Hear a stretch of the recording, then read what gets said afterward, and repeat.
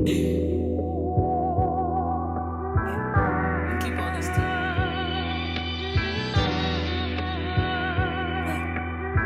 heavy is the head. I see the boat throwing. I'm too full with it. I gotta keep going. Kobe with the wins. You niggas just Ginobili. You winning only cousin me. Let's keep.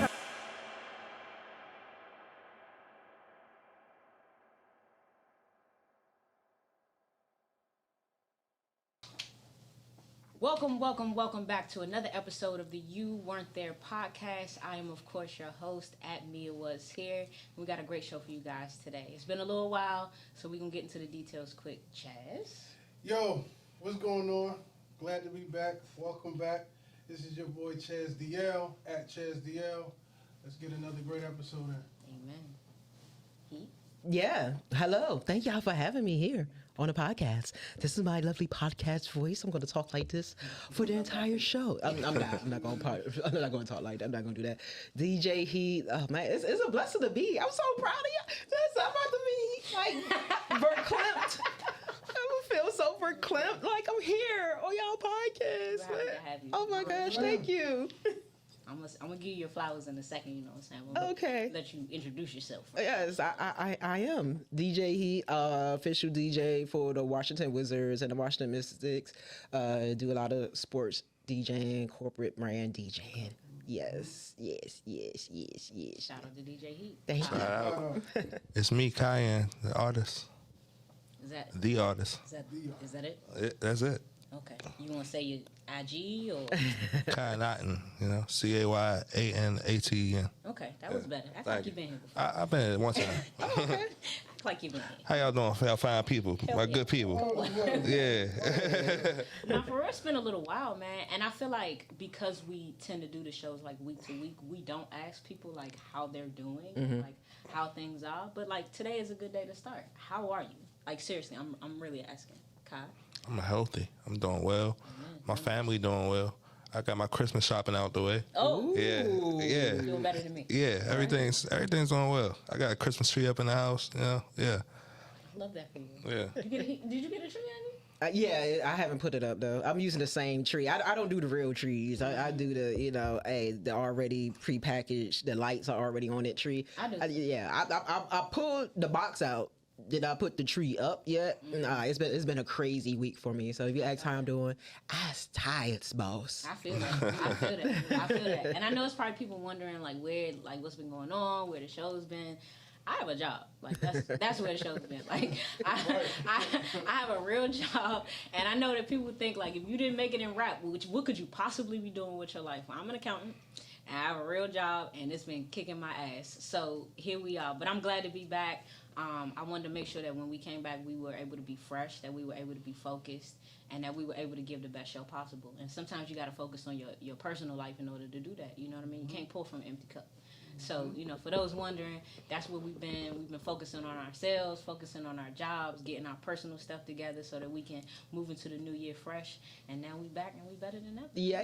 So, as usual with the You Weren't There podcast, we want to always do introductions, allow you to give yourself your flowers before we do so. Heat, give us your background, man, where you come from. Oh, how did gosh. you get started in DJing? Oh, how did you get the opportunity to DJ for the sports teams? What was your journey? My journey, I've been DJing for like 32 years now, 31.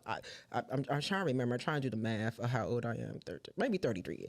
So I started DJing when I was 13 years old. Wow. Yeah. So like I knew since I was a kid that, I wanted to be a DJ. I like sharing the story about shout out to DC Summer Youth Employment Program. So when I was, 13, back then 13 was the age you was able to get a summer job, and I saved up every paycheck to buy my first set of turntables. And real turntables. Real turntables. Yeah, no, yeah. You had that digital. What's the controllers now. Yeah. Even though that's what I use now, because listen, the controllers, they are a lifesaver for a lot. Life easy for real? Yeah, because it's different levels of controllers and stuff. So I have two different controllers that I use. Like for my gigs this week, I decided to use like my smaller controller, and it's easy to travel with as well. It fits in the overhead. When I'm flying, I keep it as a backup just in case, because you could give someone your rider, and sometimes they'll have the stuff that's on your rider, sometimes they don't. So that's why I travel with the smaller controller for backup. And then I have the bigger controller, a Rev 7, which I really loves. That really mimics more of that turntable belt drive feel. So yeah, controllers are great. I would never knock anyone for using controllers. One thing I would just tell younger DJs, make sure you do learn how to use other types of equipment still, because you never know what you're going to encounter as you grow in this business. But yeah, bought my first set of turntables when I was 13 years old. You know, tried my best to like teach myself what I could do. When I was like around 17, 18, I put an ad in the city paper saying I was looking for a DJ mentor. Shout out to DJ RBI, you know, here in DC. He replied to the ad. You put an ad. Well, how did you think of that? So back then the Different Washington times, too. different times. Yeah, back then the Washington City paper had a section for musicians to put it free ads if they wanted to work with someone, because again, I'm showing my age. The internet wasn't like a thing. There was no social media or anything. So we still did use, you know, flyers, newspaper ads. Like shout out to Judah as well, because I remember seeing Judah had Shout out Judah. Judah had ads We in there getting too. Judah on here to the 2025. Yeah, for sure. So shout out to Judah on the beat. So I remember when I would look at those ads, like City Paper came out like every Thursday. I would grab like a physical copy of the City Paper from like the Metro station or wherever I could find it. So Judah had ads in that music section too. Like I knew who Judah was because he literally ran ads every week in the paper saying he was a producer looking to meet with people. Like he don't got no fake Scarface beats here.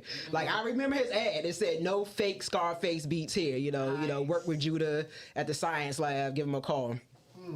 So yeah, that's how I met up with DJ RBI. You know, he cultivated, you know, my craft some more, learning as a DJ, and I think it's so cool that he still, to this day, he still teaches young people how to DJ. Like he would say that he was like I was his first student, right? And now he's actually like he does it as part of, you know, officially. Shout out to Words Beats in Life. I know he teaches students through that program with DJing. But yeah, like, you know, bought that, just was on the journey. I also wanted to do radio. So I knew like around that same age, like it was a dream of mine to work at WPGC. So, you know, I followed the route, you know, I went to college, you know, got the internship. I was blessed enough to get hired at WPGC after my internship, got that dream job. Fast forward to like sports though, which is like the more basis of my career or what I do now. So I applied for the Wizards and Mystics position 4 different times before I actually finally got hired. That's important to know. Yeah.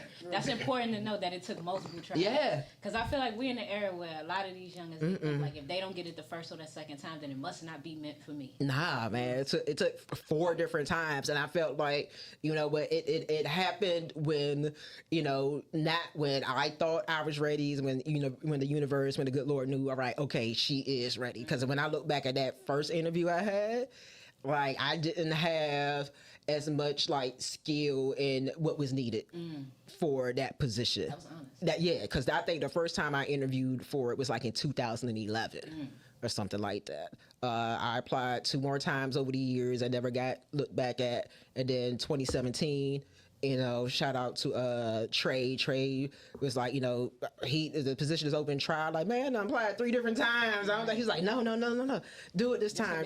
This gonna be the one. Like, all right, Trey, I guess so. And it turned out to be that one. So 2017, I ended up being the Washington Mystics DJ. Then 2018, I got offered the position as the Washington Wizards DJ. And I'm just blessed that, you know, sports has taken me around the world, where I literally, you know, sports is my life. Right. You know, I always loved sports, especially basketball. You know, I'm not good at it. You know, this height is a waste. But to see that, my 2 biggest loves, sports and basketball, like I get to do. I just you know, sports, music, basketball, my all my loves. And then multiple sports. You know, I've done football, I've done soccer. You know, I've done tennis, I've done rugby. It's like it's crazy. So it's a blessing. Nice. Okay. So, kind of a question. 13. How did you get that work ethic at so young? Because you listening to your journey, you apply, you put an ad in the paper, you applied for positions, so you went after it. You wasn't handed, or it wasn't even like, I'm sure, you know, your network helped, but Yeah. it sounded like you really went after it. Where did that work ethic come from? I don't know. I think that's just some work ethics are natural. You think like some people are just born with it. You see, I'm looking. Y'all got a picture of Kobe. Yeah. And with Kobe, he was just born with it. Right. Some people they like, okay, and he's a Virgo as well. So shout out to a fellow Virgo, Right, Kobe right. Bryant. It was just in me that like when I have an idea in me or something that I want to succeed at, I'm like I'm going to do it. Like, I'm going to try to do it and accomplish it, no matter what. It can sound far fetched to anyone else.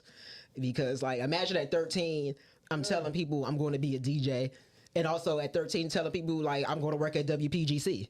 Like we're teenagers, we listening to this radio station. I'm telling them like I'm gonna be on this radio station one day, and it happened. I ended up being at the station for 15 years. That's what's up. Which is crazy, like how far your work ethic can take you. You know what I mean? And the things that it can allow you to see. Yeah.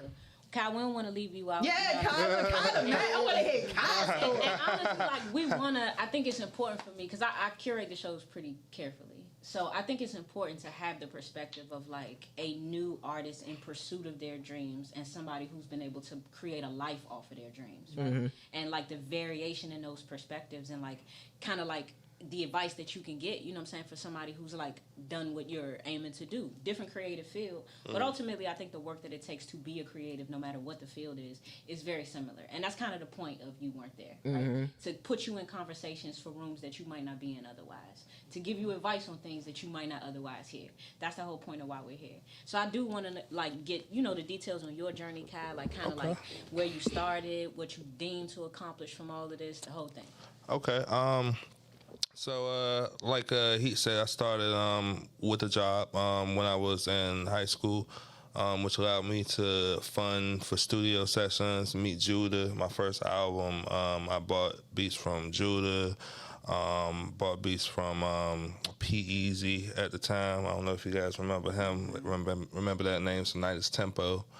Yeah, just everybody that I saw already working at the area that I want to, help craft my sound. I had a sound in mind. I came up in the blog era. So I was on DJ Heat blog a couple of times, which he had one. So Two Dope Boys, Judah blog. So many now right, so many like lost archives. Yeah, so many lost archives. Just with the internet changing, but yeah, I just had a drive and a work ethic, and I knew what I wanted to hear, and I wanted to make what I wanted to hear. So yeah, just got in the studio, put money down, had to invest in videos, studio sessions, the time, just working, school, doing all that after, you know what I'm saying, the time. Yeah, but it paid off. It paid off. I got a lot accomplished from music that I wanted to. I can say that personally. Okay. People that I want to work with, people that I inspired, places that I want to go. Definitely, yeah. I respect that. One of my favorite songs in the world is by Kai. It's called Tonight. I want to show up my bitch tonight. I be listening. People you just be bringing niggas up here. We believe in. If you up here, I believe in you. I believe in your talent. I believe in your ability. Kai will attest to that. Like, I don't just be. Nah, you one of the best rappers I heard. I'm a fan. We fans. We fans of each other. She already know how I feel about her. She know how I feel about her. Real job. Yeah. Listen, but for real though, I think it's important to have those conversations because I was an artist at one point, and so there are just things that you only know if you was involved, right? Yeah. Right. It doesn't go away. It doesn't go away. I'll say that. Back in our day, we had open mics. That's true. You had to sign up for open mics before you could even get shows. Yeah. Just throw yourself out there. And you might need to know somebody to get on that open mic. You might need to. You might need to pay. It depends. You might have to pay. For sure. Yeah. I think that's probably my biggest like pet peeve of that era. Yeah. I feel like I think that there are when I look at Heat, like I just feel like she's always tried to help. Right? I was on his blog too. So I feel like there are veterans in the game who like are accomplishing what they desired to accomplish and still pushing forward in their careers, and they just desire to see other people win. And so they, help with that in any way that they can. And then I think that there are other veterans. We're going to talk about it a little bit. We ain't going to say no names, but we're going to get into it a little bit.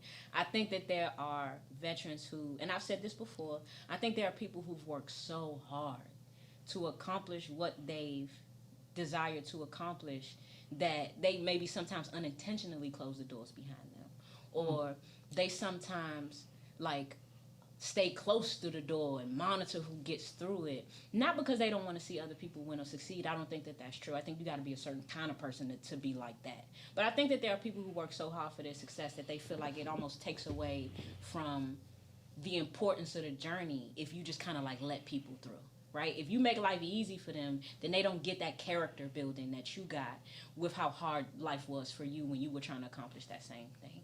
And I understand that perspective. I don't necessarily think it's wrong, but I do think that there's a better way to go about helping artists, creatives of any kind that have a desire to grow and a desire to build. I think if you can help folk, you help folk. And I think making people's life harder so that you can assist them with character building is a little overreaching. I think that artists have it hard enough. I think if you ever been one, you know that. In whatever creative endeavor you've tried, it's hard, right? It's hard to make a living out of a passion. And there are millions who fail, right? For every 10 that get it done, it's 10,000 that couldn't. So I think, if we're able to be helpers of one another, right, which is the important thing, I think we should try to do that, right? And so Definitely. We don't want to make people's lives harder for character building. That's God's job. You're going to go through enough humbling trying to pursue your passion as it is. You're going to get enough rejections. You can get enough doors closed on you. And even amongst yourself, right? How many times have you looked at opportunities that you might have had and you fumbled? If ever. You know what I'm saying? You got a different work ethic than the average person.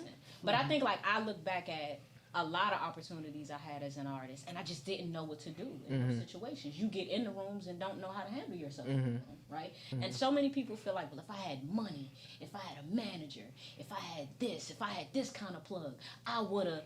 No, sometimes you get in them rooms and you don't know what to do because you're not prepared for those places. Yeah. Right? And sometimes, you get an opportunity before God has really prepared you, so you're moving ahead of his plan, and you mess it up anyway, not because you're not meant to have that at some point, but because you're moving ahead of a plan that's already in design. So, you know what I mean? As an experienced creative, how do you look back at your journey and say, are there any times when you were like, man, I could have done that better. I could have done that better. Yeah. It's plenty of times. Like I said, my first interview, in 2011, when I interviewed for the position of the Mystics DJ, I remember being asked questions and I just didn't know the answers. And they was like, "Do you have any examples of it?" I didn't have any of that, and I don't see it as a fumble. I'm the type of person, everything happens for a reason. If it's meant to be, it's going to happen. I you're a sports fan as well. I love using sports analogies. What happened when you have a bad game? You go back and look at the tape, you look at the film, you reevaluate. You're like, okay, this is going to be my game plan for the next time. For when I'm in this situation, I don't have to do it again. I won't fumble again, and that's how you have to approach it. You can't dwell on it. Like shout out to DJ Flex. When I was an intern at PGC and even working at PGC, he was teaching me things. Mistakes will happen on the air, and he'd be like, don't dwell on it. Right. Because you're going to mess up your mind for the rest of everything else. For sure. Because you dwelling on that one mistake. For sure. So it's learn from it, keep moving, and you know what to do not to make that mistake again. Even currently, since I'm in bigger spaces, do you know how things I felt like I got passed over? Right. Bigger opportunities. People forget that part of things. Yeah, they forget that part. It's easy to see people in a certain position and forget that the struggle still exists in those places. It's still gonna exist. Listen, even recently, it's been things, and again, it was all in the timing, because I could say there was one opportunity where I feel like I got passed over multiple times for, but then I actually ended up being a part of it. So you just can't dwell on it. Okay, it would just tell yourself it's just not my time right now. But if you really want it, when you want something, it's going to be for you. Right. You just got to have the patience for, when the universe says you're ready, okay, now's the time that it is for you. Gotcha. I understand that. Right. I agree with that 100%. So, when you look at, because I'm sure you get approached by artists all the time, hey, can you play my music at the game? When you look at kind of the nature of music as a whole, but specifically the music that's coming out of the DC area. Right? We're from here, we live here, so it's important to make sure that we give a spotlight to that. Right. When you look at like kind of music as a whole, and then the music come out of this area, in your mind, this is just personal opinion. Why do you feel like DC hasn't quite like hit that next level of like in Atlanta or even now of like a Memphis or kind of the other artists in the South? Like what's stopping this area from like reaching that next plateau? First, I would say one thing that I tend to share a lot. I was like, look at our timeline compared to these other cities. Yes, we've had rappers since there was rap. We are always going to give praise due to everyone, where you have like DC Scorpio, Nonchalant, Section 8 Mobs, etc., Question Mark Asylum, could go on and on and on. That was a different time frame where DC still wasn't paying attention to his rappers and his artists. It was not cool. Artists. Yeah, it wasn't cool to be a rapper back then. For sure. Like, and as much I remember that, like, even when I was young. Yeah. It wasn't cool to be a rapper for a long time. No. It's cool to be a go-go artist. Yeah, if you was in a go-go band. So it wasn't cool to be a rapper if you wasn't in a go-go. No, I tell people, they was looking at rappers like, oh, you trying to do that New York-ish, try to rap, instead of being a rapper in a go-go band. So things shifted, and as much heat as they like giving this man, things shifted during the Wale, the Tabby Bonet era, where, and, he did a great thing by, being creative, like, okay, I'm gonna rap over go-go beats, that's gonna get the attention. But then that's when things started shifting, and then, people in the area like, oh, okay, we do got some rappers, and then that paved the lane for more people to have, national, Trail, Glizzy, and so on and so on. So again, like we're still like in our infancy stage. Like, I know people here like to compare to Atlanta, but Atlanta has been doing this since 80s, 90s. You definitely can't compare to New York.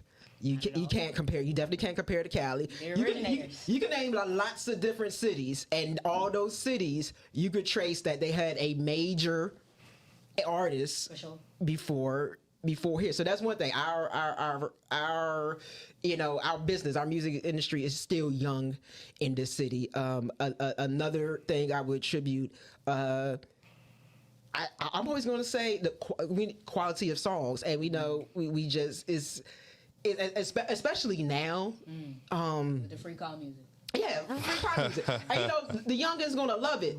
But we in the era, if you look at the Billboard charts now, it's about catchy. I'm always gonna say melody is gonna win. Melody wins. All of our biggest songs have had Gold Link's Crew, melody. You can sing along. Anybody can sing along. Most recently, Tommy Richmond, melody. And you know what's crazy? I was saying this before the show. All right, I'm a big Sabrina Carpenter fan. I don't want to hear shit. Right? I don't want to hear it. Shawty like that. All right, she had 3 #1 singles this summer, all of which had the whole internet singing. Yes. Right? That was when I found out about him. Cardi B was singing Espresso. Right? And then she had Please, Please, Please. And then she had, what was the other one? I forgot the third one.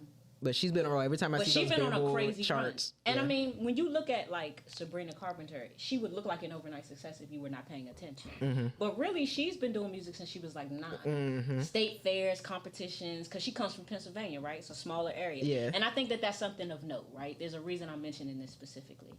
I think from this area, we feel like because it's smaller, because we don't have like the same structural base as a lot of the bigger cities that we compare ourselves to, that we're the problem. Some of it is work ethic, though. I was about to ask you about it with the size matter.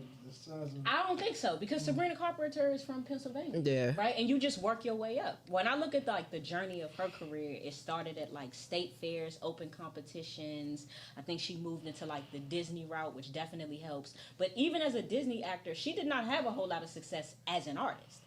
Really, she saw like that next wave of success just by putting the work in. She ended up getting on the Eras tour, and once you touch that Taylor Swift audience, you got it. And 3 #1s and a #1 album and a Grammy nomination later, here we are. But she came from Pennsylvania and worked her way up from Pennsylvania. Yeah, and that's small is small. That's another thing. Like, and there's no market. No, no. In that particular area, there's Philly and then there's Pennsylvania. We need to separate those. So there might be a market for music in Philly for obvious reasons. Shout out to Meek. and dream chasers. But the reality is that when you talk about Pennsylvania, it's a very small market. Yeah. So I think that you can get it done from anywhere. It boils down to timing. Your timing. I do think it boils down to how much are you willing to like give, right? As far as your creative endeavors. There are a lot of people who are so stuck in their ways as far as what they want to create that there's no moderation whatsoever in terms of like being able to shift or being able to move. Kendrick is everybody's favorite rapidy rapper right now, but GNX is all melodies, honey. So you need to be able to adjust. Your favorite rapidy rapper was able to be himself 100%, maybe give you what Chaz might define as the most replayable album that he's had. And even so, there are melodies all throughout. You need to be able to adjust. And I feel like that is another issue with some of the music that comes out of this area. It's like, well, this one I'm doing, and this one I'm going to do until it catch fire. Well, you need to be able to make some adjustments. And if you refuse to make those adjustments, you might also be refusing to hit the next level of your career. Those are realities. Don't lie to yourself and think that you don't have to adjust. We're not saying that you have to change who you are. I don't agree with that because I was a rapping ass rapper. So I'm never telling you to change what it is that you do. But you can improve what you do. And there's a difference. You need to understand the difference between improving, adjustments, and changing altogether. You don't have to change who you are, but you need to be able to adjust to the market. You need to be able to adjust to like the wave in music. Tommy Richmond, like, what was that, a TikTok rapper singer went stupid, 100% independent, which meant he got every dollar of that money himself, right? And that was somebody who was on Brent Faiyaz songs. That was somebody who had a name in the industry. You niggas just didn't know who he was. You can do anything that you want to do, but you got to be willing to make some adjustments here and there. And if you feel like you are too big or moreover, if you too stubborn to make adjustments that will help you live your life, you have no right to complain when things don't go the way that you want. I just want to make sure that I say that for y'all. Because I feel like we get a lot of artists that want to come and sit in these seats, and I'm so thankful for that. I'm so grateful for that. But we're not going to get in here and tell you lies. We're not going to get in here and make you feel like it's all the problem of the area. Are there some problems in this area? No question. Is there some gatekeeping in this area? No question. Are there people who have made attempts to maximize off artists without really giving them anything of value? For sure. But at the end of the day, you got to be willing to make the adjustments necessary for you to move into the next level of your career. Me personally, I feel like I wasn't willing to make those adjustments. You know what I'm saying? That's just me being honest. Like, I felt like, nah, this is how I want to do it. And I don't know if I ever loved music enough to change for it. And that's just the truth, right? There are people who, like, this is what they eat, sleep, and breathe. Right? Kendrick, this is what he eats, sleep, and breathe. His whole life is about this thing. My whole life was never about music. I went to college and I had goals and dreams outside of that. Music was something that we did for fun. It was something that we loved doing, and it just so happened that a few 100,000 people might have downloaded some projects that, you know, we did for fun. But I don't think I loved it enough to make the adjustments. You got to question that about yourself, too. How much you love it, really? I got a question there. Right? As far as, I guess, talking DC, how am I asking this? On a scale, maybe, 1 to 10, how much do you think just culturally the area loved just music? Like Memphis, these other spots, you know, it goes back to the 50s to where it's a lot of history. It's a lot of history with just music, how to compose music. How much do you think the culture of the city loves music? Because I remember, like you said, go-go, we come up, it was just go-go. We ain't, we hear all that. But, so how much, you know, just open question, think the city just loves music? Kyle, let's start with you. I think the city loves music. Yeah, that's no question. With go-go coming up, when I was growing up, we would ride the bus to school, and I'd be battle rapping Kokomo. You know, Kokomo. Yeah, I'd be battle rapping Kokomo every day. You know what I'm saying? We love you. So, or even now, you just hear, you go through the streets, you hear people with the speakers, you know, just blaring their own music. So, I mean, music is a part of everyday life for everybody. I don't think there's one city that doesn't have a deep love for music. Yeah, it's just our music culturally is so different from everyone else's. I think that's where the dissonance comes in. Pots and pans, as you dumb ass niggas call it. Like my wife, grew up in the city. I grew up in Baltimore, right? So when she plays certain songs on the playlist, I mess with her. Like, how you know about that? Like, cause sometimes the perception coming up here was like, DC people don't know about that. Music or not? So that was the. I feel that because it would seem like we didn't really back then when we were listening to go-go and all that. We didn't really listen to rap. Right. You know what I'm saying? It was usually one or the other. Mm-hmm. So I get that. You know what I'm saying? We weren't like a Jay-Z city. We weren't like a people that maybe really gravitated toward. Yeah, maybe Lil Wayne for sure. Lil Wayne, like, Scarface. He was unique. Scarface for sure. Yeah, Scarface. Yeah, but the old heads, all of them love Scarface. Nah, but it's never been like an Atlanta or New York, Cali thing with us. You know what I'm saying? Like it had to be a unique sound. Mm-hmm. Yeah. Okay. Got you. Heat, what you think about that? Do we love music here? Heck yeah. You got to think about our history even before go-go. I'm like, we had Black Broadway, U Street. Black listen, doing it in the park. Right, jazz, doing funk. It after dark. You know, ooh, yeah. So we had a big lineage of especially live music. Like even to this day, like when it comes to live music, we love a live show. And even when other artists come to this city, you know, yes, go-go is going to dominate, but they still love incorporating that into that music. Like it was like a time frame, like in 1 month where I went to the Janet Jackson concert. I heard go-go, like to hear go-go in Janet Jackson's set. That was crazy, you know. Usher too when he came. Right, Nelly when he opened up, you know, Nelly played go-go. You know, Fantasia always does go-go. So that was like a span in 1 month. I saw like 3 different artists incorporate go-go. And like they look forward to doing it because not only is our love of that, but it's just they know, okay, DC loves live music. Yeah. We gonna hear a little pocket and something, and we gonna go crazy. Like, all right, so it's always gonna be there for our love of music. I know things are just changing, and it's not just with this city. Like, it's just the music industry as a whole is shifting a lot. So yeah. You think that's in a positive way? As far as the shift. Yes and no. What's the no? We ain't interested in the yes. What's the no? Yeah. keep it I mean, I care about the yes. I want the bad news.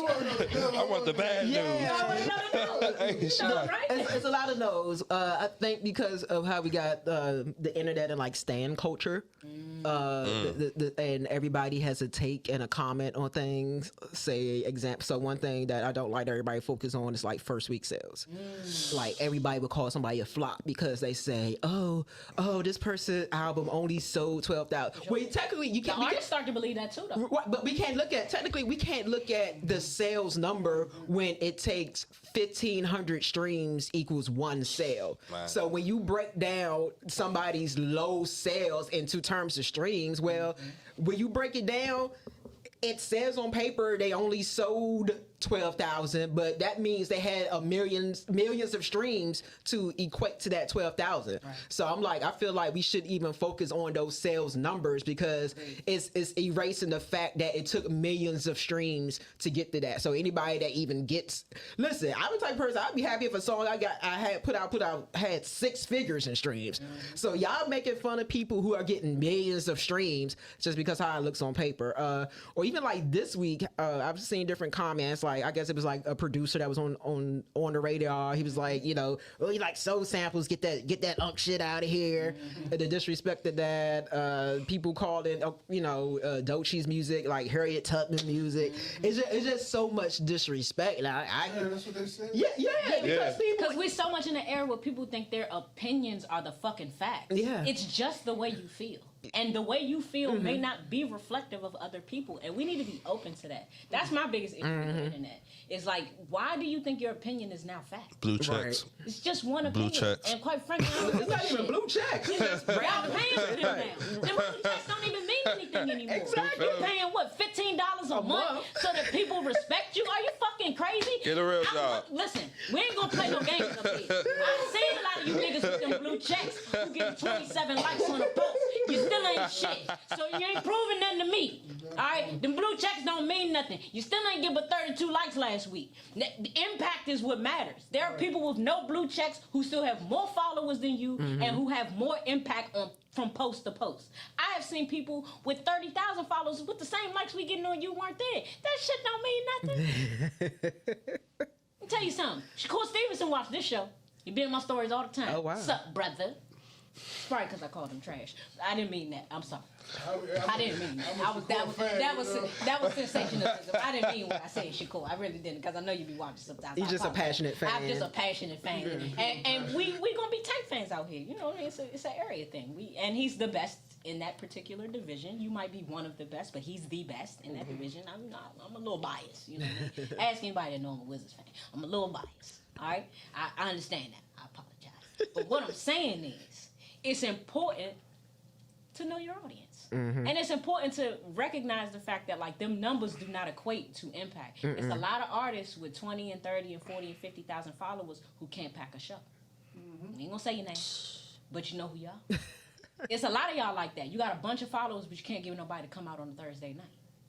It doesn't matter if you can't put people in if you can't put asses in the seats. It doesn't matter how many followers you have. Y'all gotta stop letting the internet, because like that is like corporate oligarchy. If we being real, I ain't gonna get too deep today, but it's the truth. Like, that is the result of like corporate feasibility.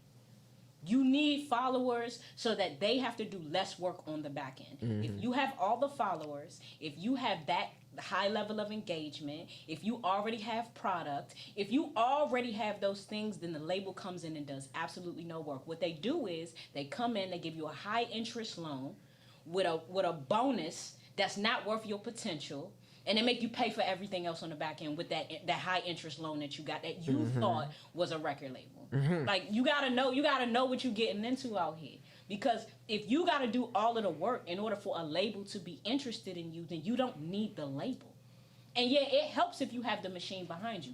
As we've seen with Ice Spice, whose career is now over. As we've seen with a lot of these artists. I'm gonna tell the truth, you know that shit done.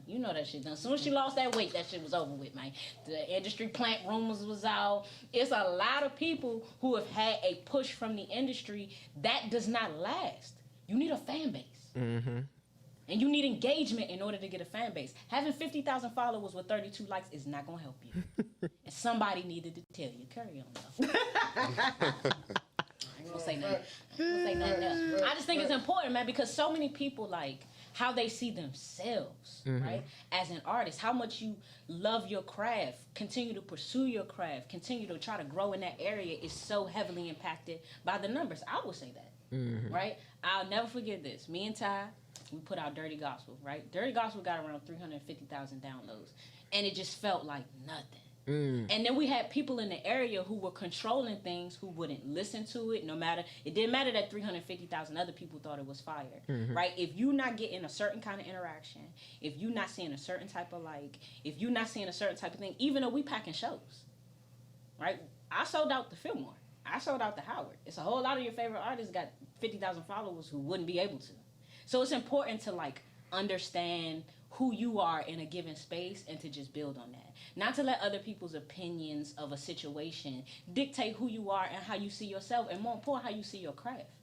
Just keep going. But be willing to make the adjustments necessary for you to grow. You can't just stay the same for 7 years and then wondering why stuff not catching on. You gotta be willing to grow, right? You gotta be willing to adjust.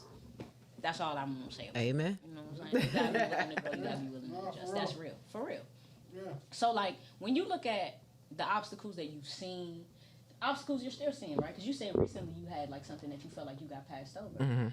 Why do you feel like, what is the root cause of things like that? Like, are you feeling like it's because you're a woman? Is it you feel like it's because you're involved in the LGBTQ community? Is it because you're African American? Like, is it just because of like the politics of a given situation? Like, when you look at like those, you know, those obstacles, what's the reason? In your mind? Yeah, in my mind, of course, like certain situations where I feel like, oh, it's because I'm a masculine presenting lesbian woman, and you know, we have a lot more DJs, period, in the world. But you know, if I feel like a brand may want to go for a different look, I'm like, okay, I don't. Vashti. Yeah, like a who? Like a Vashti. Oh man. Or just think of any different. Like I don't fit that look. You know, I'm going to show up and you know look at. You know, I'm studied out. I am not a stud, and I still dress like that. So I feel like that has been a thing sometimes, but I always feel like this, like okay, but I can't. Again, don't let it get to me. because I know my talent. I know what I offer when you book me. Like you could reach out to anybody I've done an event for, any brand I've done an event for. You're like, I'm very professional. You know, my quality of my work, not just a good DJ, just a good person to work with. Amen. We're gonna get into that. Keep going. Amen. So We're getting into that. So I'm going to execute. So yeah, you may go with someone for a look, and then it could be someone where I know, like, you know what, I'm not mad at that choice because, you know, they're great. Right. But, you know, it has been times where I've looked at, I'm like, they can't even do. But all right, y'all gonna come back down the line type situation. So the politics in the DJ world. They do that off the aesthetics as well, because I'm thinking off a DJ. No, I'm using my because we're in such a. I'm like, when we're going through in entertainment, it's happening in all industries. Like, we're in the age of aesthetics. Bias exists everywhere. That's for sure. And looks. Yeah. So you need to have that. Like, you know, I'm mindful of what I put on my main feed on my Instagram to present, like, this is what I do, or even like when I'm out, you know, what I post in general, period. Because these brands, they research you deeply. You be surprised. Like, I'm lucky that a lot of gigs I get, it comes from being recommended from someone else that I have worked with that feels like I would be a good fit. You know, so you got to be but I know there are people. I'm just doing stuff on my phone. I know there are other folks out there that have the crews with them that are doing the big recaps to make their, and I don't mind because that's just where we are right now. So I can see that, yeah, it ain't just DJing. If they're seeing the engagement and the interactions, or if they say like, oh, this person comes with a full crew, that's gonna make our event got your own hype man. Yeah, look crazy. I'm like, I know some things I can't compete with, but again, I know how I am as a DJ in my profession, my field. You know what you're gonna get when you work with me. Again, I'm good at what I do. You know, it's not a cocky thing. I know, like, I'm good at what I do, and I'm just a good person to work with. That's why I thought, because you said, you know, you're a black woman, you present yourself, like you present yourself. I'm thinking, if it's a corporation, I just want the vibe right. I'm not in a party or a setting corporate. I'm not looking at who's necessarily behind the board. Now I feel like that's the nature of being a woman, though. Yeah, period. Like, there are just spaces that you're less welcome in if you don't look a certain way. So I'm telling you that as a straight African American woman, I don't dress like people think I should dress, and it creates problems. So, like, as far as like the creative space is concerned, which is interesting because I do dress, I guess, more traditionally for work, right? The more obvious way for work, but that ain't none of your goddamn business, because that ain't got nothing to do with the creative side. Right, with the talent. You know what I'm saying? But I think, like, as a woman, like, no, the interactions are different. Like, and I've certainly heard that in rooms that I sat in as a rapper. Like, well, if you lost a few pounds, right? If you dress like this, if you did your hair like this, like, you will be the one. And it's like, what if I'm good with myself right now? What if I like exactly who I am? And I do. So fuck off. I'm not, honestly, that's one of the things I wasn't willing to adjust on. I wasn't willing to change, like, who I was as a person. Like, I've been dressing the same since, like, I was in high school. Ain't nobody about to change me. I like me. I like me. And there's got to be something that's going to fit that space. And so now I found what fits that space, right? And I'm happy with it. So I just feel like, you know, when things don't work out, that's God's plan, right? Like, you win or you learn. You never ever lose. But at the end of the day, like, I think as a woman, like, those things are very good. Yeah, women are going to deal with it with no matter what. Not even women that just look like me, just other. As a whole. Yeah, especially now in social. It's different. If I can tell you, there are probably some brands, like, you give them 5 different ladies' Instagram pages.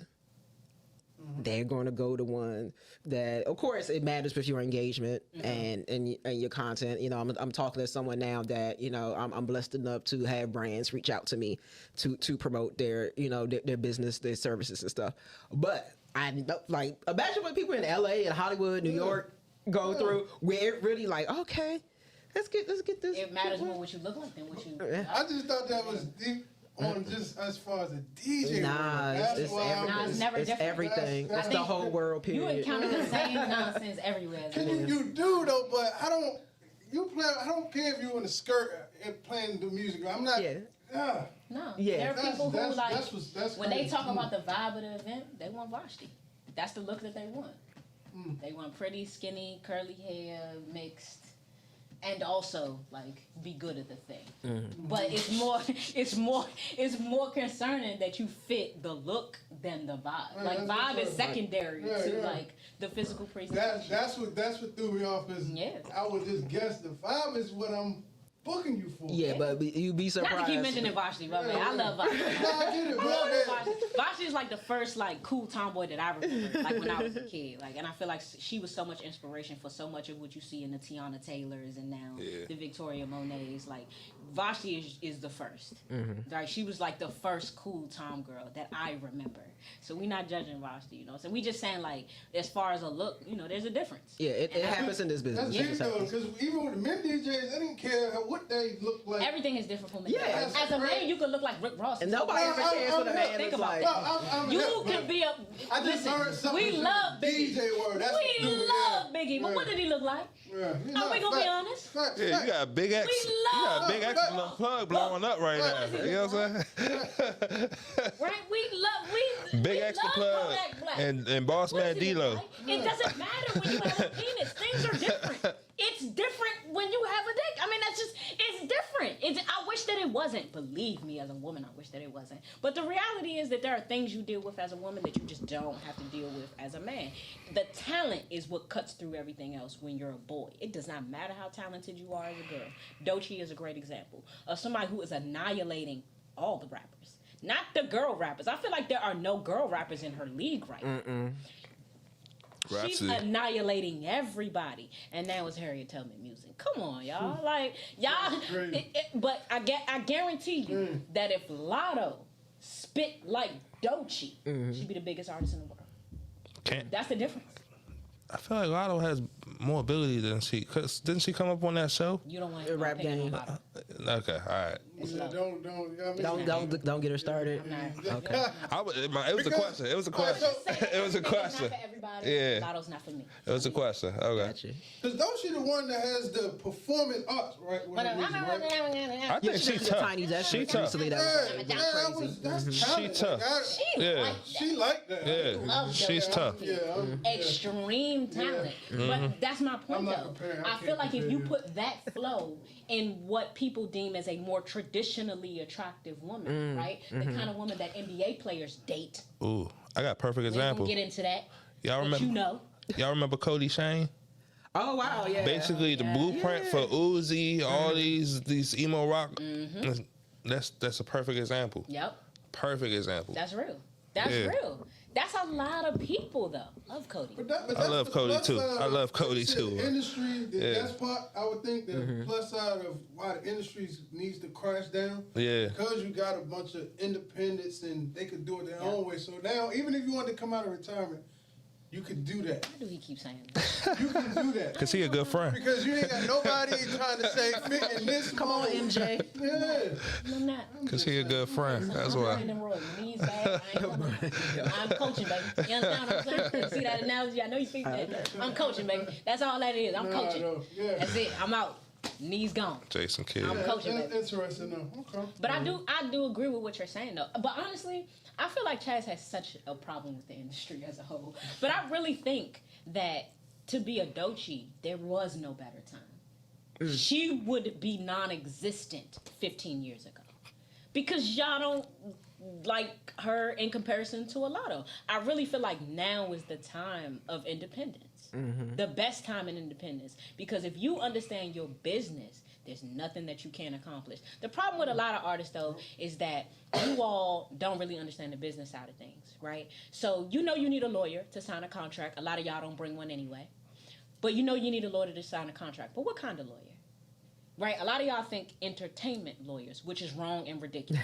You need a music lawyer. And I know that the term is not as sexy as an entertainment lawyer, but there are lawyers specifically for music. And the legalese in those contracts is crazy. I read a Bad Boy contract at the Library of Congress once. Oh wow. Most of that contract acts in perpetuity. If you don't know what perpetuity means, it means fucking forever. That's when we had coming up with Young Sir, he had, we should have seen the contract we was offered. My gosh, man. That's why I had an issue with it. I get it. I completely understand that. I too have some issues with the industry. But I think that if you're independent and you're smart, you're well researched, what you need to be. Because what you need to know above all else is that ain't nobody got your back but you. Nobody cares about you. I heard LaRussell talking about this recently where he had gotten a contract from Rock Nation, right? The contract was for $15,000 on a royalty and he sent it back. And they were like, oh, we made a mistake. And the mistake was they left off $750,000. He was like, I would never want to do business with a company that made a $750,000 mistake. That's what you're walking into. You need to be well researched. You need to do this stuff on your own. And if you don't have anything else, a business manager, an agent, a publicist, if you don't have any of those things, you need a music attorney, not an entertainment lawyer who might specialize in television contracts where the legalese is different. And I'm telling you that as somebody who refers to legal counsel every day at their job. Literally just had some stuff happen on my job. Now that's some regular industry stuff where a client found a loophole and exploited it. That happens all the time in business. You need a lawyer who understands the legalese of your particular industry. And a lawyer who handles television shows, a lawyer who handles movies is not the same as a lawyer who handles music specifically. If you ain't got nothing else, you need to get a lawyer. And don't sign nothing until you let your lawyer look over it. Yep. You think you end up like Raymond Lewis, a little known story. You know who Raymond Lewis is? Okay, quick story. So Raymond Lewis was one of the first great high school players to come out of college. He was getting money for basketball before you were supposed to be getting money for basketball. First big NIL deal, right? And Raymond Lewis came out around the time of Doug Collins. Right? Okay. So the year that Doug Collins was the #1 draft pick in the country, he went to Philadelphia. Raymond had did a trial. He torched Doug Collins, right? Because of the fact that Raymond had walked into his deal with the 76ers, right? He didn't get a real contract. What he got was $50,000 up front, and then he had to earn the rest of that contract. Very similar to what Ricky Williams had with the Saints. Thanks to Master P. I was going to say that no limit. That no limit contract. Honestly, we love Master P and we know what he's built and how important he is as a titan in the industry. But he is what happens when you don't know your own business. Yeah. Ricky Williams signed one of the worst contracts in NFL history because he had a nigga who didn't know shit about contracts negotiating his contract. Same with Raymond Lewis. Raymond Lewis knew that he needed a lawyer going into that NBA meeting, and he refused one because he just wanted the money. He took that $50,000 and didn't get another fucking dollar, and then got cut from the team, and he never played in the NBA again. And they gave him a couple tryouts after that to pacify him, but he never got a shot. And he was cooking the #1 draft picks for 4 years. Sheesh. He had to literally, it was in Raymond Lewis's contract that after that first year, he had to try out every year after that, and he had to make the team to get his own money. That's what that contract said. That's what you signing when you ain't got no lawyer present. You need an attorney. Damn. I'm telling y'all what I know. I watched a shit ton of documentaries. Let me tell you. I'm going to be going on YouTube. It's on Prime. It's on Prime. Shout out to Amazon Prime. We're looking at you as a sponsor one of these days. We love Amazon Prime. But I'm just saying, that documentary is on Amazon Prime. And that's what can happen when you don't have an attorney present. You think that's just music where people getting shitted on, where people getting messed over? That's every industry where there are billionaires involved. And the music industry is a $1 trillion industry. But see, this is why in our families,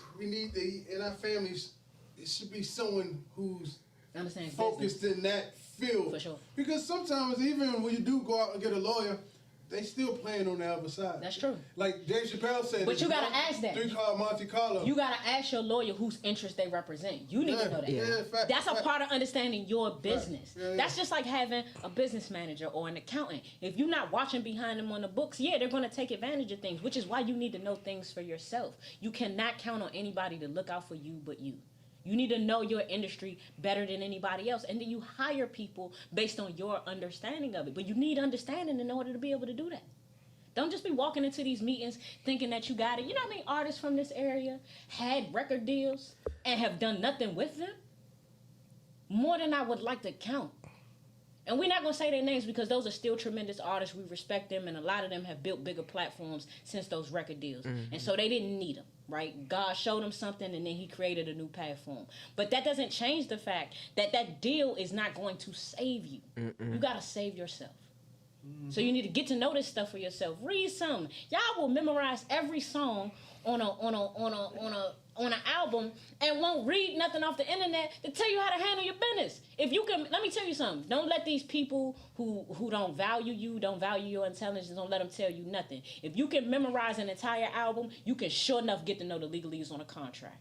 You can read all that you need to know about business on the internet. Don't fool yourself because that's what your teacher's telling you, or because you have people around you who don't believe in you, or don't believe in your talent, or don't believe in your intellect. If you can memorize an album, you can sure enough get to know the legalese on a contract.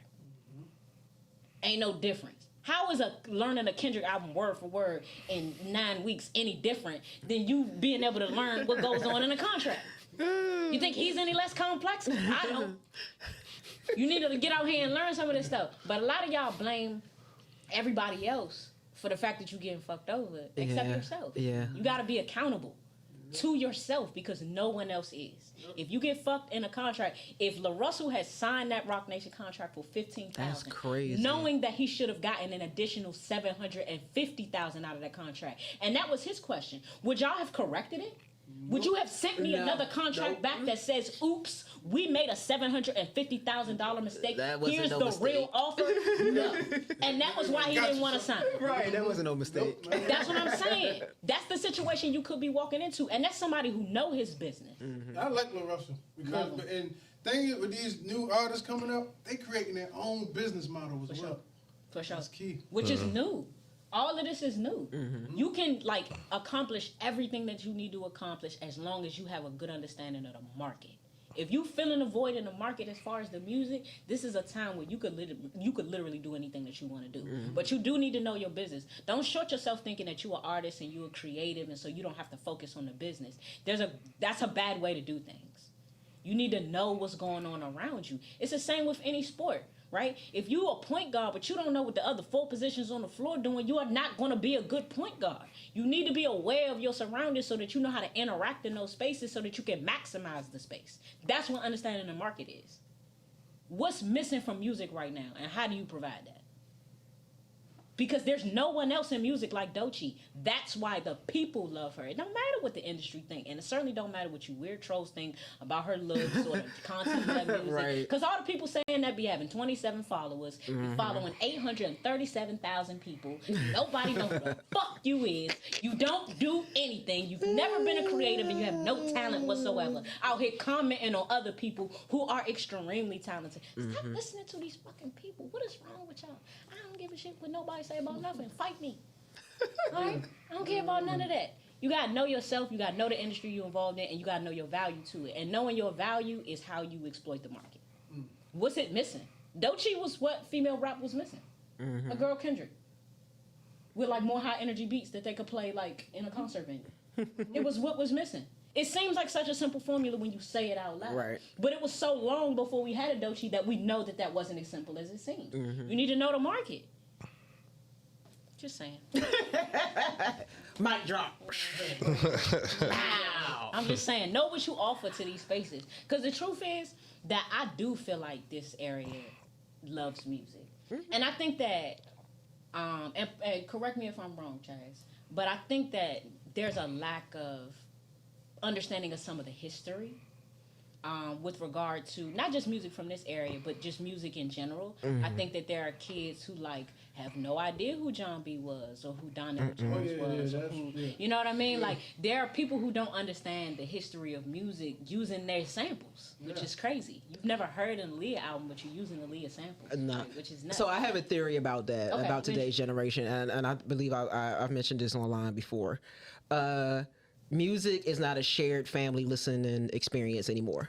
Music is not a shared family. Okay. Because think about my day, probably even y'all day. We in the car. We have to listen to what our parents is listening to. On the radio. We're in the house doing chores. What are we listening to? We have to listen to what our parents are playing through the house. Yeah. But now, since everything music, we have access to music everywhere. We could buy headphones from the dollar store. For sure. The young people, if their parents are playing something or they're riding a car, what do? You tune it out. You don't have to listen to what your family is listening to anymore. Also, though, some of y'all parents To be fair to them kids, some of their parents ain't but 15, 16 years older than they are. Right. So They listen to the same stuff. But still, you can still know a little something because even before that, like it started where, to me, like again, this will always be my theory, like. Because I've played music, like, I DJ, like, senior events, too. And sometimes they're like, what you know about this music? Like, that you playing this for? So I'm like, well, because coming up, my aunties, grandpa, like, I'm listening to this music because I didn't have no own personal, well, we had, like, I'm showing my, we had our boom box. And I had a certain time where I could listen to my boom box and not disturb everybody else in the house. But now, these kids, you could tune out everything, and you're not absorbing what the other adults around you are listening to, which helps cultivate your taste. So as a DJ, because I'm learning, as a DJ, right? Do you feel like maybe not? Is it some type of sense of responsibility, like because I look at DJ sometimes as the middleman. So like you know the frequency of music has definitely changed, but like artists you said is starting to bring it back, but John B, you got some old school. At certain events, is it a way you can like slide in that love frequency in your playlist, or is the politics say you have to do? I guess it depends on the event. So again, with me anyway, I'm different. So I'm going to speak for what I see from my other fellow DJs that are in more like party spaces and stuff. So one thing that I see them say that if you do try to, work in something different that's classic, like if the folks don't know it, or even like their attention spans are crazy now.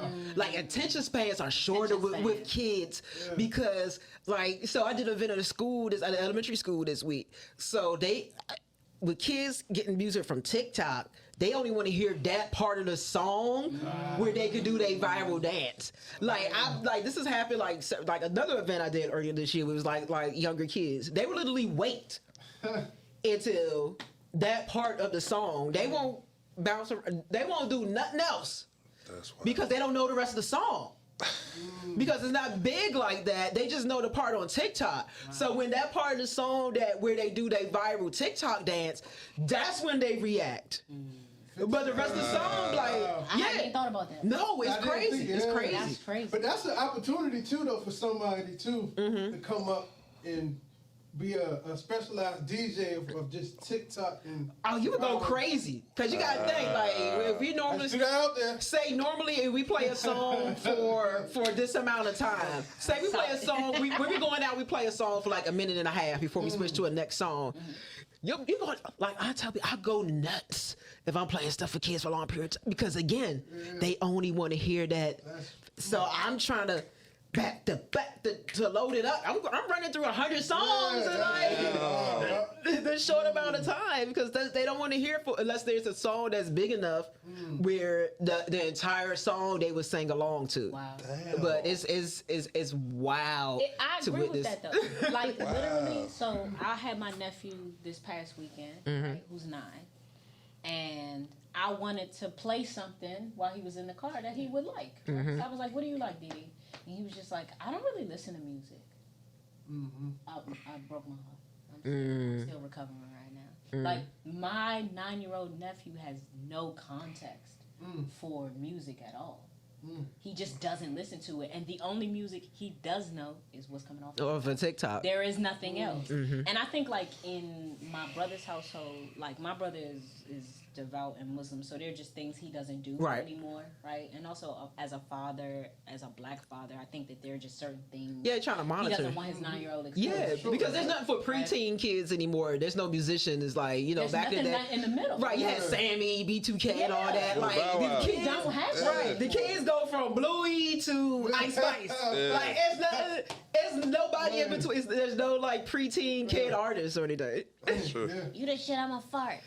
I'm breaking their heart. Shut the fuck up. That shit is trash. You trash. If you ever see this, you is ass. You don't listen. That's interesting right there. Closest thing they got is Juice WRLD. Yeah, I was surprised. Closest thing they had. Like, my young boy.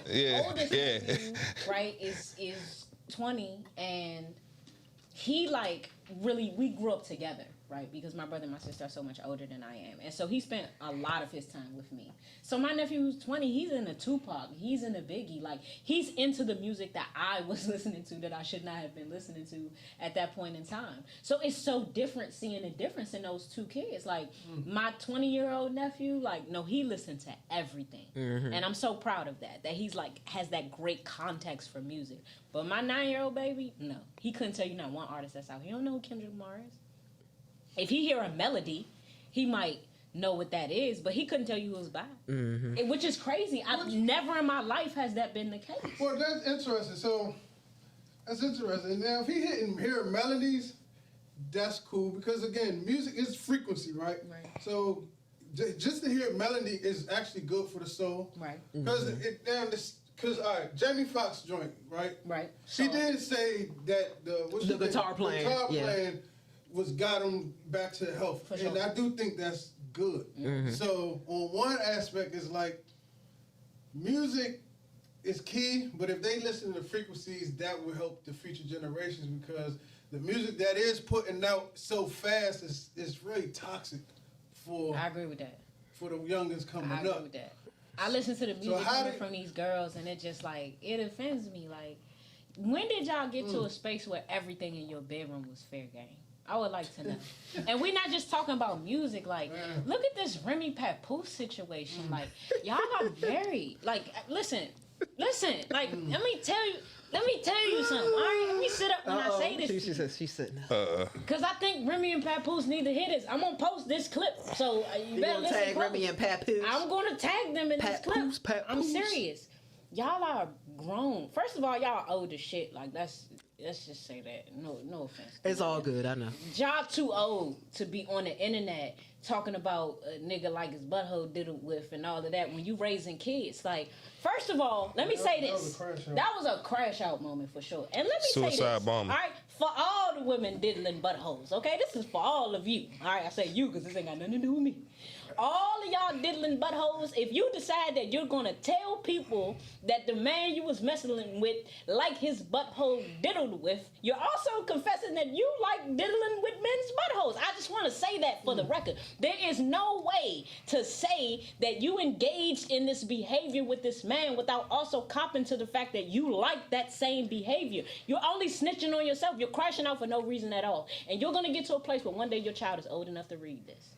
And you are embarrassing yourself. Y'all are in your 40s.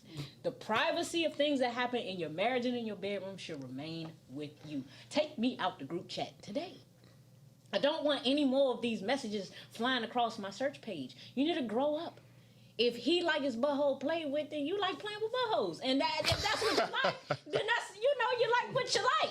This is not my personal preference, but you like what you like, and you are entitled to that. But you should keep these kinds of things to yourself. And that level of like complete and total ridiculousness in terms of what y'all share, it bleeds into everything.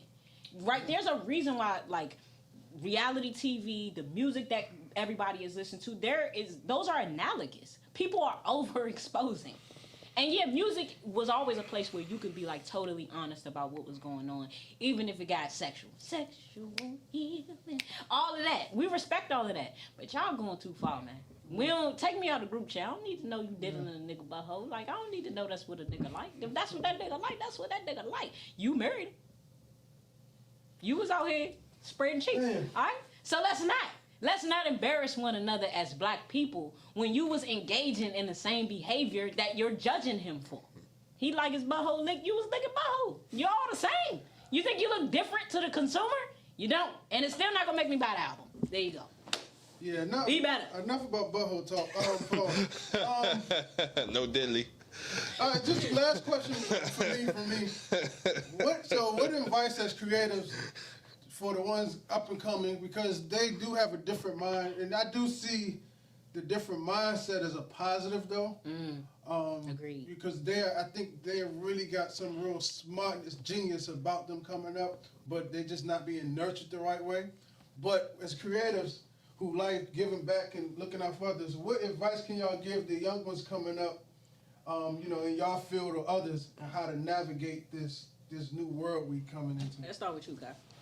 Try to make yourself a long-term brand as opposed to a moment. Damn. Yes, sir. All right, that was one. The one piece of advice I always give is learn your craft and respect the craft. Like learn the history of your craft. Like I never want to sound like that. Oh, the woe is me, older DJ I agree hip hop with that. head. I agree But with that. there was a time with anything that you want to be great in.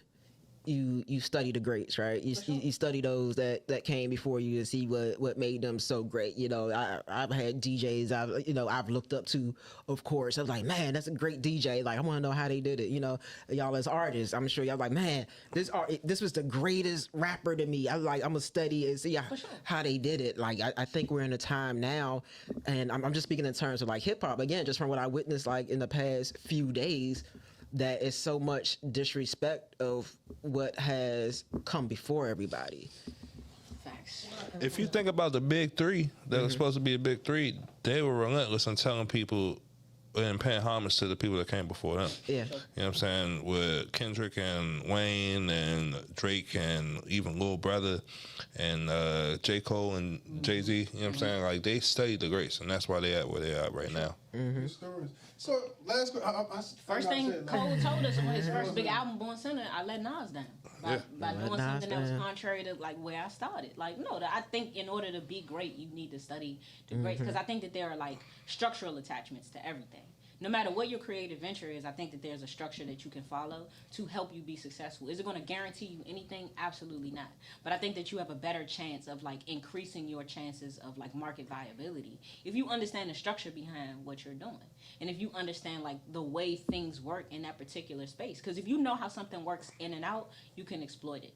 That's like how you become a lawyer. Your first 2 years of law school is just reading. You don't get a mock trial until your third year, right? Because you need to know the law backwards and forwards in order to bend it. So the same is going to be true with any creative venture, I think. I think you need to learn it in and out so that you know how to bend it to your will. Yep. What makes a great DJ? And then who are the Mount Rushmore of DJs? That's a good question. That's a good one. What makes a great DJ for me is always gonna be it's kind of tied. Of course, like your blending transition skills, because that's most important thing. That's an art. The transition. Yeah, transitions smooth. Like I pride myself on making sure my transitions are as smooth as possible and take you on a journey along while doing a set. And the ability to read your crowd, for those that are still in spaces where they have audience. Again, with sports is different, but I'm still reading a crowd in sports because I'm feeding off the energy. But if I'm doing like this week, I did like corporate events, still reading the crowd. I did a holiday party last night, and of course, there's a bunch of kids there. So even reading the crowd or like I told you, I was in school earlier this week. I let me fire up these TikTok songs. Like you gotta know your crowd, your audience, and to make that work. Mount Rushmore of DJs for me is DJ Jazzy Jeff. Amazing DJ, amazing. Like people, I don't think people realize, because we think of Jazzy Jeff, we think of Fresh Prince, but him as a DJ. It's freaking amazing. He's a trendsetter of what he does. DJ Scratch, super amazing. Who else on my Mount Rushmore DJs? Of course, Spinderella. Super dope. Got give props to. Salt and pepper for y'all. Yeah, because Spinderella's dope. Yeah, Spinderella's super dope. I feel like who else is about? Because I feel like somebody asked me this before. I think I did Jazzy Jeff, Scratch, Spinderella.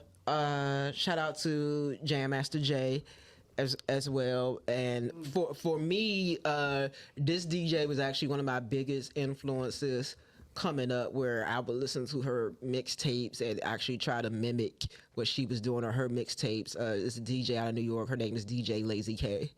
And DJ Lazy K was a mixtape legend in herself as well. So during that era where you was getting like DJ Clue mixtapes and Envy mixtapes, some people forget Lazy K, she stood out because she was a female rapper doing these mixtapes. Like I remember ordering her mixtapes out the Source magazine because that's what stood out. It was like, yo, this is a female DJ that's making these mixtapes that's along the lines of like the first mixtape I bought from her was actually called F Clue because she was like dissing Clue. Right. So I'm like, oh, like yeah, like dang, she going hard like that because she proven she's dope, and I had the pleasure of actually like meeting her and got to actually tell her that. I was like, yo, like I coming up, I listened to your mixtapes trying to mimic what you did. I was meeting your hero in that instance. And that is you know, it all depends, but she was great, sweetest person ever, and you know, just you know, to see that she was getting that love, because you know, I'm sure you know back then like 90s put out the mixtapes, it was probably kind of tough to meet, but like the fact that we ended up we was on a panel together years back, so that's how I got to meet her. So the first time I get to meet her, like I'm on a DJ panel with the person I used to like. I was going crazy, man. So yeah. So I have a question, and this is for the both of you too, right? When you look at kind of like where you want to take your career, where your career is, and also where it's going, give me the best advice you've gotten as a rapper, as a DJ, and then give me the worst advice that you've gotten as a rapper and a DJ. Oh man. How you go? Damn. I mean, that's a loaded question. Right. Yeah. I don't know. That's an on the spot question right there. It could be like from your mom. It could be from somebody in the industry, but just like some advice that you carry with you everywhere. There are things that I've learned in this life I carry with me everywhere. They're not big or complicated things. They're just things one of my best advices was back to what he was saying about the melody was put more melody in your stuff if people want to hear that. Yeah, I mean, I guess I've always, like, you know what I'm saying, sung and rap. But, you know what I'm saying, just getting more catchy with it, getting more, because there's really a formula to it. You know, it's really it doesn't seem like it, but the structure is crazy. Like, studying wise, like studying people who's before you, that's key. Like, you don't get the structure of a song, a classic album, any of that without studying. So, You really have to have a history of music. The worst one.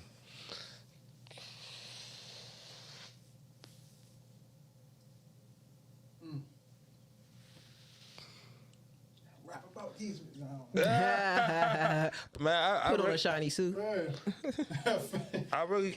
I guess just the worst one is just that I could think of right now is taking advice on beats and. You know, like song type, you know, like just creative influence. Like, you know, unless you invite the person to the studio or that's like your man, you know what I'm saying, that's your right hand, you don't need to be taking influence or creative advice from anyone, because find out what you got into it for, do that, and never let go of that. Amen. Yeah. Best advice. Best advice, again, what DJ Flex told me, it's just that's always stands out to me. Like, don't dwell on it. Don't move on. Don't dwell on the little. That's good advice in life. Yeah, don't dwell on the little mistakes. Like, you know, we all have instances like we messed up. We screwed. Like, everybody DJ, we screwed up at a gig, at some gigs. But you can't dwell on it. Like, if I had some big screw ups at gigs, I can't dwell on it. You know what? Just gotta move on to the next one. Like I said, just review the tape. Know how you're gonna adjust for the next game. Worst advice, probably like telling me like maybe I should just give up and get like a 9-to-5 or government job, stuff like that. Like it's happened plenty of times over my career, because you know working in this industry is going to be ups and downs and highs and lows. So you know I understand for like all those people that suggested it to me when I was like at low points, because like, but I'm like, I mean, I know I'm just not built for to be somewhere.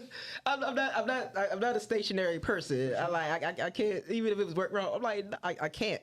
You know, yeah, it's no knock to anybody that does it, but I know how I am as a creative person, and it would never even cross my mind. I remember, you know, family, friends, and then different job openings. I'm like, y'all really think I could do this job? Like, those jobs have ups and downs. For sure. Yeah. Tell you that somebody in corporate America, they've been kicking my ass. And listen, so I've always just bet on myself. Regardless of the industry. It's going to regardless of the industry. So I always just bet on myself and just be blessed, and just, you know, I just gotta Just as needed.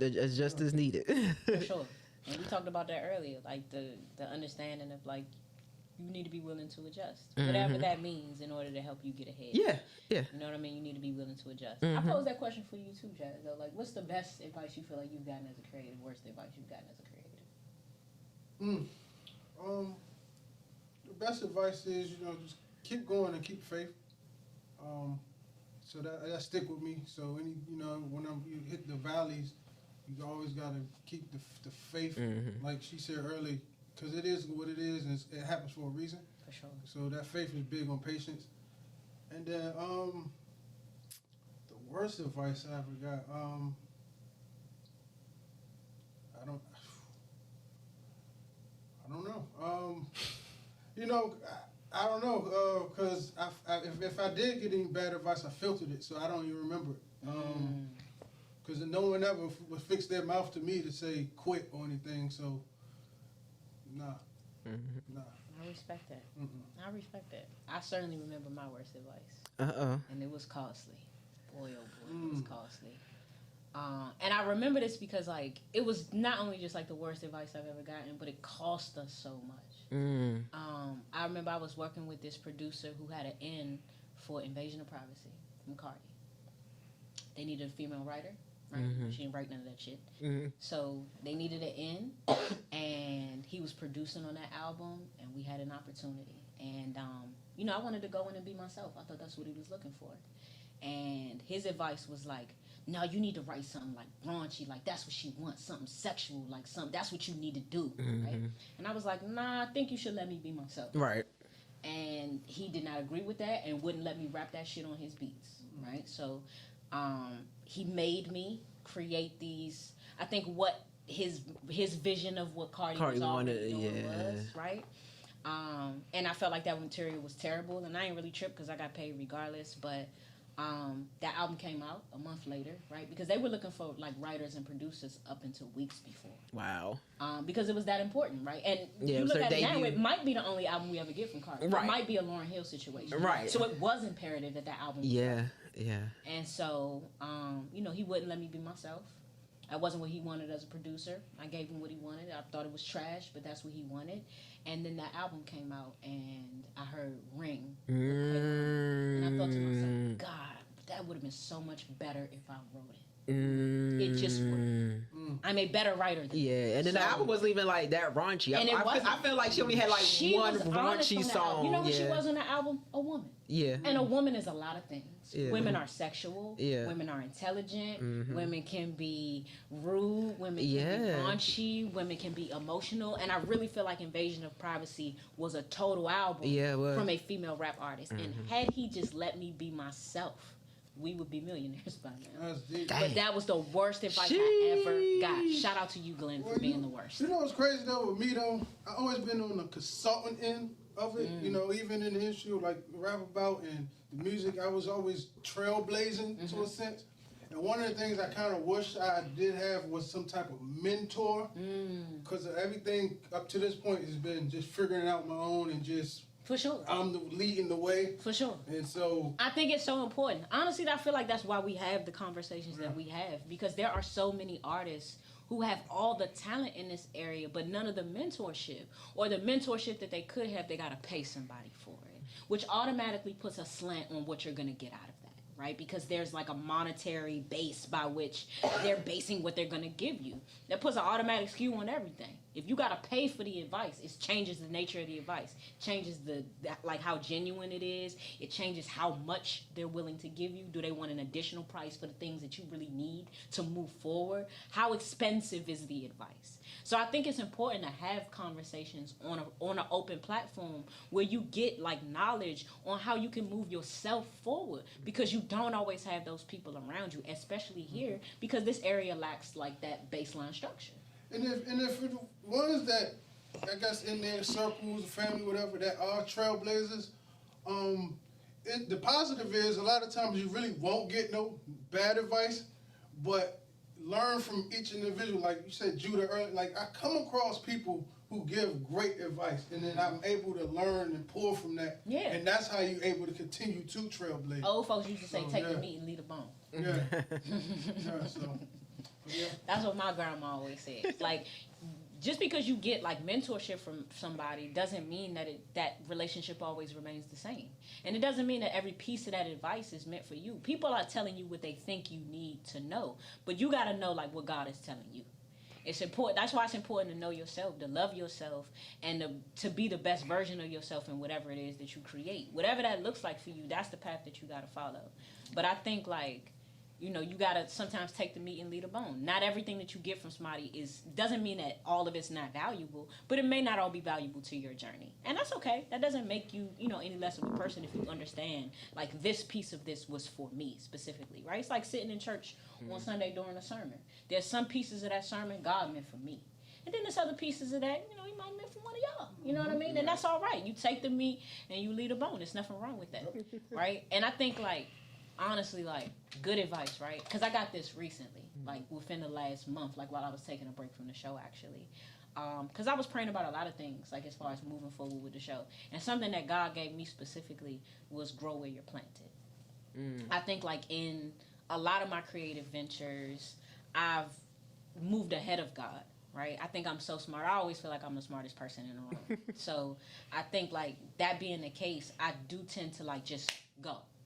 And I don't always like take the time to pray on things or to consult like my inner self or to do the shadow work to make sure that the decisions that I'm making are being led and not just the things that I want to do, right? You make a lot of mistakes by thinking that you know everything. And so I think like having people around you who are there from the beginning, right? Even when you look at like G and X, when you look at Kendrick's album, right, the heart is about his relationship with TDE, which he's no longer a part of anymore, but he learned so much from those relationships and from the importance of communicating throughout those relationships. You need to value the people that have been there with you from the beginning, because those are the people that were going to be there whether or not this worked out. You know what I mean? So that's probably the advice that I would give to anybody is grow where you plant it. Get a team around you of people who genuinely believe in you, people who genuinely care about you. They don't have motives behind what they're offering you. You know what I mean? Because you're going to see so much of that as you grow in your career. It's people that's only there because they need something, want something, and know that eventually you're going to be able to provide. Grow where you plant it. Stick with your team. If you don't have a team, it's a good time to figure out who around you loves you and wants to invest that kind of time into you. And build with those people, man, and get shit going. But, you know, it's nothing wrong with relying on yourself, with doing your own research, with doing your own knowledge work and things. All those things are necessary. But I think, you know, no man does anything alone. No man's an island. So building a team, even if that's really just you prioritizing where you sit, right? If your creative venture is all that you're doing, if that's your 24 hours a day, then you need to section out what you need to be doing in the course of that day. So even if you're your team, you still need to prioritize what needs to get done, right? Until you can find one, you know what I mean, that's willing to help you move things forward. So that will probably be the best advice that I got, and it was recent. Grow where you plant it. You know what I mean? And be open to, like, you know, taking constructive criticism. That was one I didn't love. I still don't love it, but I was never good at that, and that was a big part of my problem, if we being real. That still might be a part of my problem.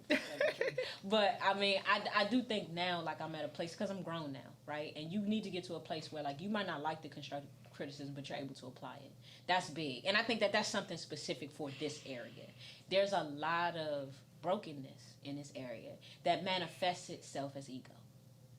And I think that there are a lot of parentless homes. We're not even just talking about fatherless homes no more. We're talking about these kids don't have moms raising them either.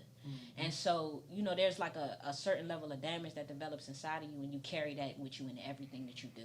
And I think that, like, you got to break out of that for yourself, right? If you want to be and accomplish all the things that you're meant to be and accomplish, you got to get out of your own way. How many rappers have had all the money and all the success and are in prison right now, or did a bunch of time because they were not able to get away from who they were before they found all of this? This money, fame, accolades, those things do not save you. How many of your favorite rappers done 3 years, 5 years, 10 years? And yeah, they came back home to something, but you might not. You got to get out your own way, man. Stop letting your insecurities and the things that you experience in your youth and the things that you lack within your family, stop letting that like determine how far you could get. You could do anything you want to do. The world is your oyster, but you got to get out your own way first, man. That's for sure. I'm going to close the show out today. You know what I'm saying? Got a little deep for a second. But I'm going to close the show out today. And this is something that I feel like I've done a couple times over. I like it, and I think it's important. When you look back at kind of the nature of your career, all the things that you've accomplished, there have to be some things that you feel like, I really wish someone had told me that sooner. Or I really wish that someone had poured this into me, or that I had poured into myself. What are 3 things that you look back over the course of your career, like that you might tell your 16-year-old self, that you wish you had poured into you, or that you wish someone else had? Nothing. Nice. Because if I change anything in the past, it wouldn't have made me who I am right now. So it's like, I forgot what the movie was. A movie like that on Netflix. We try to go back in the past and like, nah. So nothing. Like, yeah, because we were always going to look back. Like, it's our human nature to look back on certain things.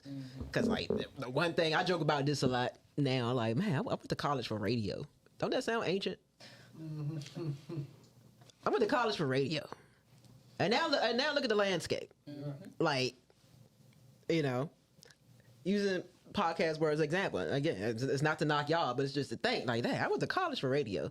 And now we could just buy stuff and have our own platform to do this. To be fair, radio's still king in terms of making money. Yeah, it is. It's still a money maker. Little known fact with you niggas. Yeah, the you stats are still money, there. You need them spends. I hate it. So make a song with Money Long told me that. Money Long told me that. It's making like some radio hits is the you gonna make more money off getting spins on the radio than you ever will off them streams. Yeah, because it takes less effort. Not less effort, but it takes like less work in terms of like the numeric value of things. Yeah, but I feel it. Yeah, commercial radio and even satellite radio, because it still applies. You know, those stations still have songs with melody that's gonna catch on as well. But yeah, I wouldn't change anything. Like even all the mistakes, like stuff that I've done. Like there are moments that stand out a lot in my career. Like damn, I effed that up. But I wouldn't change it because of the effect of what came from that. Man, like you gotta learn. You gotta learn. We learn from mistakes. Respect. So respect. What about you, Kyle? I would have told myself to throw my own shows. That's a big one for artists. Yeah, so that's good advice too. Y'all still can. Just create your own platform. Yeah. Shows, groups, find your own producers, find your own sound early. Stay with a theme, like throughout your career. Stand for something. Yeah, those are all core points. Nice. Yeah. I ain't gonna lie, they kind of summed it up for me. You know, like you said, we here where we are today, and I'm blessed to be where we at today. So I'm not changing nothing. Everything is a learning experience, and man, you just at the end of the day though, never jump out the process. Just stay the course, keep the focus the main thing, and you know, never jump out the process. Stay the course is great advice. Because the process and the journey is what you could use to monetize in the future. That struggle, that story, that's what you use to monetize. For sure. I agree with that. I'm actually going to agree with DJ Heat today. I do think that every experience that you have makes and molds you into who you are. Change one thing, it maybe changes it all. But if I was forced, I would probably have told myself to fall in love with you sooner. Because I just think that like that would have been the key in every space, right? Even in the ones that I might not have been supposed to be in. And that's the advice that I would give to anybody watching the show today, man. Just fall in love with yourself sooner, today. That there is no reward in this life for loving yourself. And I know we live in an era where, like, especially on social media, it feels like your accomplishments are the reward for you being a good person. You being a good person should be the reward in and of itself, right? Your accomplishments and all the changes and great things that you do within yourself are not like you're not going to get rewarded with a relationship now because you're this better, perfect person. And you know what I mean? Like, fall in love with yourself. I think it makes the path to whatever you want to do, whether that's something creative or whether you want to go to school and be a lawyer or a doctor or mechanical engineer, whatever it is, man. I think falling in love with yourself will help you to fall in love with your journey a little faster. And I think that will help you accept some of the pitfalls that come with those journeys with a little more stride. So that would be my advice for today. We're going to close out, man. Another great show with the You Weren't There podcast. We'll be back again next week. Let's close out with the socials. Kai? Kai and the Cap Life Twitter. Kai Natten on Instagram. CAYN on all music streaming platforms. Look me up. Book me up. All that. DJ Heat? At DJ Heat DC on everything. At Chaz DL, all platforms. The Bird by the Door. Make sure y'all go get that, man. It's a great book. And as for me, your host, at Mia Was Here. You can find me at Mia Was Here, 5 underscores. And, of course, the You Weren't There podcast everywhere. TikTok, IG. We in there, man. We love y'all. We appreciate y'all for tuning in to another week. And we'll see you again soon. God bless y'all. Yeah. I appreciate y'all, man. Appreciate y'all hanging in there. You feel? Thank you. He said an hour. No, right. I know. Normally I keep the time a little bit better. I apologize. That was almost 2. I apologize. Are you good?